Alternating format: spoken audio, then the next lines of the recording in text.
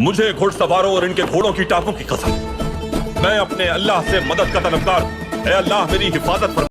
بے خطر کود پڑا آتش نمرود میں عشق، عقل ہے محو تماشائے لبے بام ابھی۔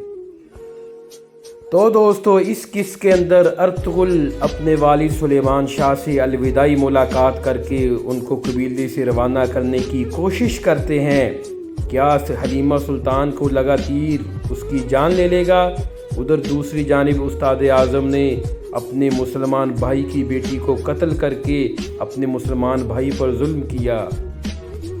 جب حق اور باطل ٹکرا جائیں تو فیصلہ تلواروں کی نوک پر ہوتا ہے۔ ترغت کو صلیبیوں نے قید اور گرفتار کر کے اپنے قلعے کی طرف لے گئے اور قلعے کے اندر پہلے سے موجود صلیبی سازشوں میں مصروف تھے۔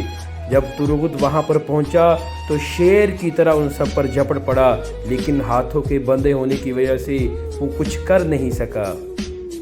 ادھر ارطغرل حلیمہ سلطان کو بحفاظت حلب میں لے کر پہنچ گیا، لیکن ابھی بھی اس کی جان خطرے میں تھی۔ کیا حلیمہ سلطان کی جان بچ پائے گی؟ کیا حلب میں ارطغرل دشمنوں کے حملوں سے بچ سکے گا؟ قبیلے کے اندر گندوق تو اپنی سوچ کے مطابق قبیلے کے غدار کے پاس جاتا ہے اور کہتا ہے کہ اپنی سازشوں سے باز رہو۔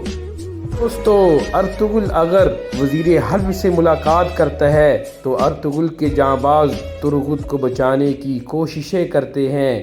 کیا وہ ترغت کو بچا پائیں گے؟ کیا ارطغرل کی اس حلب کے اندر دشمنوں کی سازشوں سے بچ سکے گا؟ آپ اگلی قسط کو جاننے کے لیے ہمارے ساتھ رہیے گا۔